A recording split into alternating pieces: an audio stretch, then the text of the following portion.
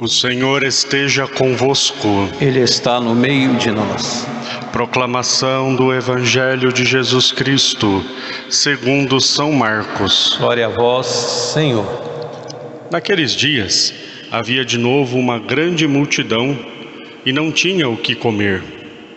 Jesus chamou os discípulos e disse: Tenho compaixão dessa multidão, porque já faz 3 dias que está comigo e não tem nada para comer. Se eu os mandar para casa sem comer, vão desmaiar pelo caminho, porque muitos deles vieram de longe. Os discípulos disseram: Como poderia alguém saciá-los de pão aqui no deserto? Jesus perguntou-lhes: Quantos pães tendes? Eles responderam: 7. Jesus mandou que a multidão se sentasse no chão.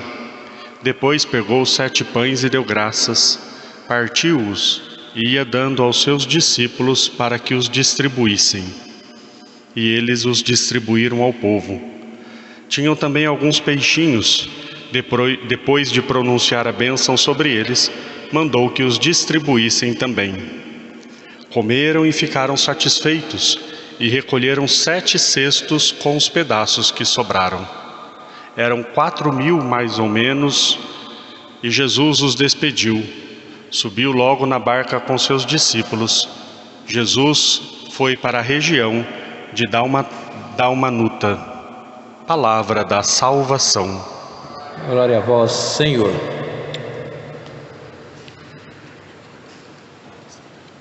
Ó Maria concebida sem pecado, Rogai por nós que recorremos a vós. em nome do Pai, do Filho e do Espírito Santo. Amém.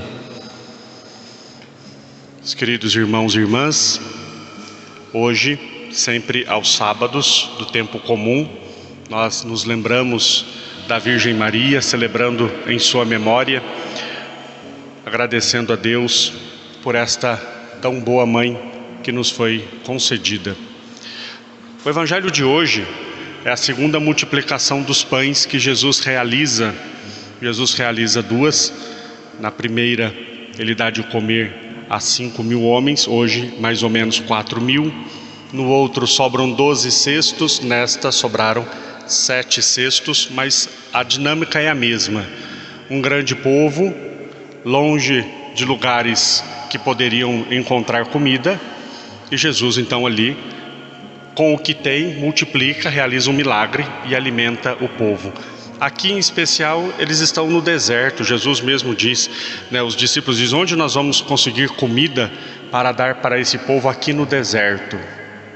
Pois bem, sabemos que a multiplicação dos pães, todas elas na Sagrada Escritura, é uma grande analogia à Eucaristia. Jesus está preparando o povo para depois receber o verdadeiro pão do céu. Vai brigar lá com os fariseus. Vocês acham que o pão do céu foi aquele que Moisés deu no deserto? Não, o pão do céu é aquele que o meu Pai deu para a vida do mundo. Eu sou o pão da vida. E depois ele vai então falar: a minha carne é uma verdadeira comida e o meu sangue uma verdadeira bebida. Aqui então Jesus está preparando o povo para entender que vão ser alimentados por este maná, por este pão, por este alimento que vem da parte do Senhor.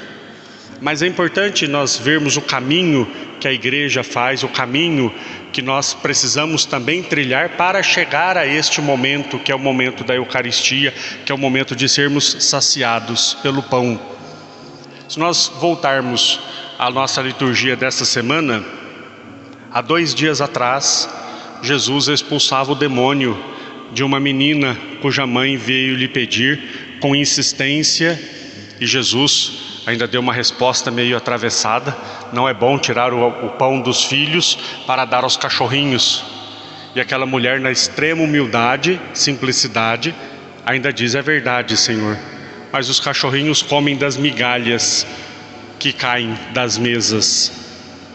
Depois nós vemos nosso Senhor, que continua a sua vida missionária, e ele então vai ensinar o povo, vai ensinar, vai evangelizar.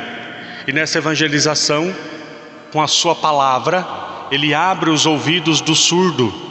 Foi o evangelho de ontem. E hoje ele multiplica os pães.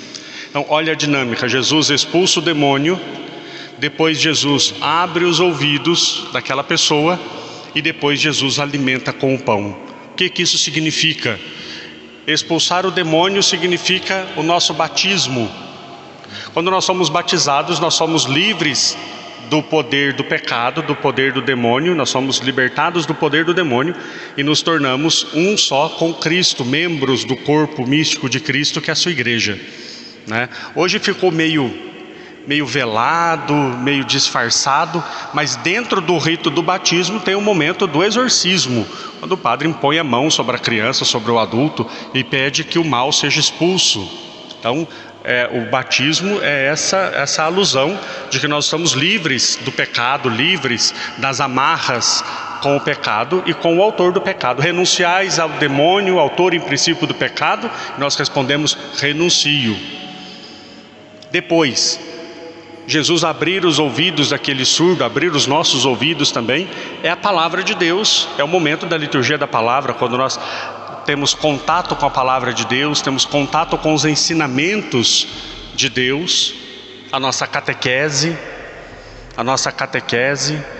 né? Tão triste nós vermos a situação que anda a nossa catequese, tão fraca, tão destruída.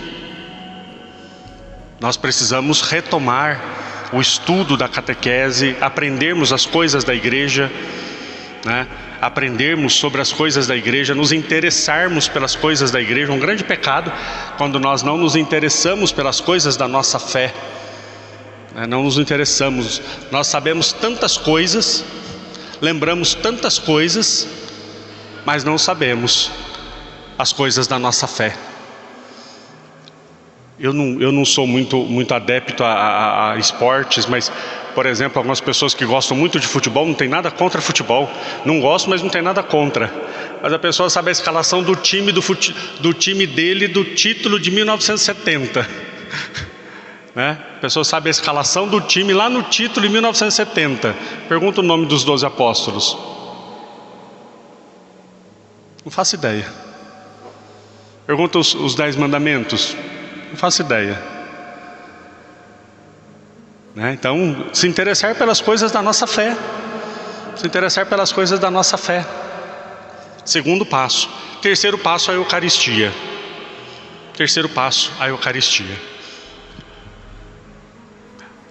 A Eucaristia, a Santa Missa na igreja, os 2000 anos de história que a igreja tem, a igreja sempre entendeu e sempre viveu a realidade de que a missa, ela foi feita para quem é católico. A missa foi feita para quem é católico, né? E quem não é católico, como é que faz? Bom, quem não é católico, primeiro precisa se tornar católico, para depois adentrar no banquete, na refeição. O caminho que a igreja sempre fez foi este: a pregação da palavra de Deus, o anúncio do querigma. O que é o querigma?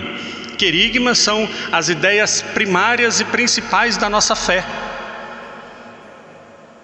Anunciava para o povo: Deus fez todas as coisas, este Deus que fez todas as coisas enviou o seu Filho Jesus Cristo, esse Filho Jesus Cristo morreu para a nossa salvação na cruz e Deus o ressuscitou, e Ele enviou o Espírito Santo sobre nós. Essa é a base da nossa fé. São Paulo dizia: eu não prego outra coisa a não ser Cristo e Cristo crucificado. Então se anuncia esse Jesus. Depois do anúncio desse Jesus, as pessoas dizem: eu quero essa fé, eu quero viver isto. Ótimo, catequese. Quer ser cristão? Quero, catequese. Vai aprender mais sobre a igreja, vai aprender como os cristãos vivem, vai entender os mistérios da fé, vai conhecer a vida dos santos, faz o processo catequético, recebe o batismo, os sacramentos da iniciação cristã, batismo, crisma, aí vai para a Eucaristia. Qual é o problema? Quando nós invertemos a ordem, quando nós colocamos como porta de entrada aquilo que já deveria ser para os que têm consciência da fé. Nós não entendemos as coisas. Se eu faço com que a Eucaristia seja um momento de acolher as pessoas na igreja, eu estou colocando as pessoas num patamar, numa situação em que elas não vão entender o que está acontecendo. Seria mais ou menos como se a pessoa entrasse na escola a partir do ensino médio, depois passasse pelo fundamental, depois passasse pelo pré. Não tem lógica. Como é que você vai ensinar uma equação de segundo grau para uma criança que não sabe somar e multiplicar? Entenderam? E aí qual é o problema disso tudo? O problema é que a pessoa entra na igreja, senta no banco, olha para o padre que está rezando a missa e não entende nada do que está acontecendo. Começa o ato penitencial, a pessoa não sabe que ela tem que pedir perdão para Deus, ela fica olhando para o teto. Ou cantando uma música que ajuda no ato penitencial, mas não é o ato penitencial. O ato penitencial é o pedido de perdão, é exame de consciência. Começa o glória, a pessoa não entende nada do que é o glória e acha que tem que bater palma para louvar a Deus. Ainda faz profanação. Além de não louvar, ainda faz profanação. E assim vai. E aí o que nós padres, agora eu estou dizendo nós, eu padre, nós padre, bater no peito e dizer nós erramos. O que nós fazemos? Aí mudaram a missa para ficar agradável para vocês. Então tem que fazer de um jeito que as pessoas gostem mais, que as pessoas entendam mais, que as pessoas se sintam mais participantes. E nós estamos profanando aquilo que a igreja tem de mais santo e mais sagrado, que é o santo sacrifício da missa. A missa tem virado tudo menos o sacrifício de Jesus. Santo Afonso de Ligório dizia: como é que nós temos que ir para participar da missa? Quais são os sentimentos de um católico ao participar da Santa Missa? É muito simples. É só você pensar como Nossa Senhora estava aos pés da cruz, olhando o seu filho morrer. É assim. Como é que São João estava aos pés da cruz, vendo o seu mestre morrer? É assim que nós participamos da missa. São esses os sentimentos. É claro que na missa, o Cristo está ressuscitado. É óbvio. Glorioso. Vencedor. Mas se dando em sacrifício. Ressuscitado. É só nós lermos o livro do Apocalipse. Tem gente que morre de medo do livro do Apocalipse. Não tenho medo. Do livro do Apocalipse, o que tinha que acontecer já aconteceu faz muito tempo, e o que ainda tem para acontecer vai demorar um pouco. Então podem ler tranquilamente o livro do Apocalipse. No livro do Apocalipse diz que o Cordeiro está de pé e ferido. O que quer dizer? Jesus está ressuscitado, mas constantemente se oferecendo ao Pai em sacrifício por nós. É isso a Santa Missa. Então quando nós vamos à Santa Missa, quando nós estamos agora já na Santa Missa, esse deve ser o nosso sentimento. E ai de nós padres, ai de mim padre, se eu fizer do altar qualquer coisa que não seja o sacrifício de nosso Senhor Jesus Cristo. Altar virou autopromoção, altar virou lugar de festividade.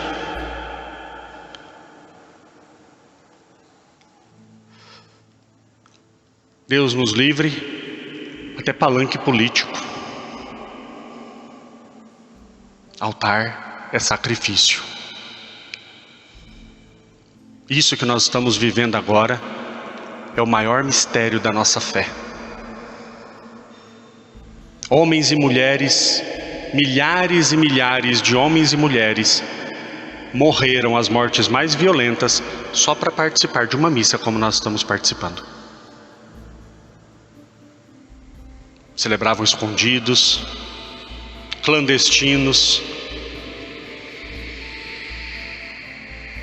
Então nós precisamos viver essa dinâmica de irmos aprofundando na nossa fé, rejeitarmos as coisas do mundo, lembrando de novo a mesma lógica. Jesus expulsou o demônio daquela moça, Jesus abriu os ouvidos do surdo e Jesus multiplicou o pão. Os discípulos se espantaram: como é que nós vamos dar de comer a esse povo aqui no deserto? O deserto é a nossa vida. O deserto é esta vida. A travessia do povo de Deus pelo deserto por 40 anos para entrar na terra prometida é a nossa vida, que nós vamos atravessando esse deserto para chegarmos ao céu, que é a terra prometida. E nesse deserto da vida, Jesus nos alimenta. Aquela mulher que clamava por migalhas há 3 dias atrás, hoje é saciada com o pão, com a fartura do pão. No deserto da vida, no cansaço da caminhada, na luta de cada dia, a Eucaristia é este pão que Jesus continua multiplicando para nós. Nas dores da luta, o alimento é a Eucaristia, este pão descido do céu que Jesus mais uma vez multiplica quando eu celebro a Eucaristia. Alimentemo-nos deste pão descido do céu, que é Cristo, seu corpo e seu sangue, com o coração aberto, livres do pecado, rejeitando o pecado, rejeitando o que não presta. Tem gente que pergunta: por que é que uma pessoa em pecado mortal não pode comungar?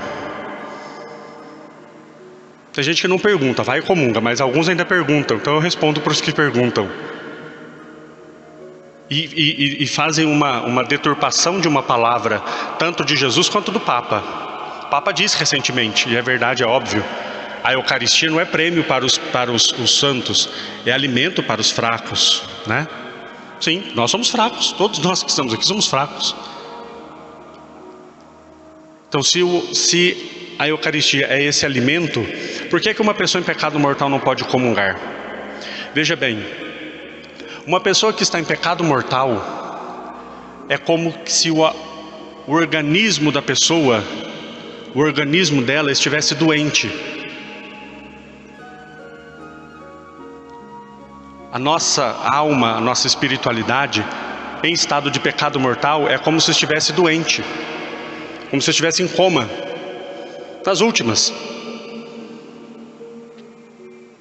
Imagina uma pessoa que está extremamente enferma, com o organismo muito debilitado, está nas últimas, precisa se fortalecer, precisa restabelecer a saúde, está no hospital internado nas últimas.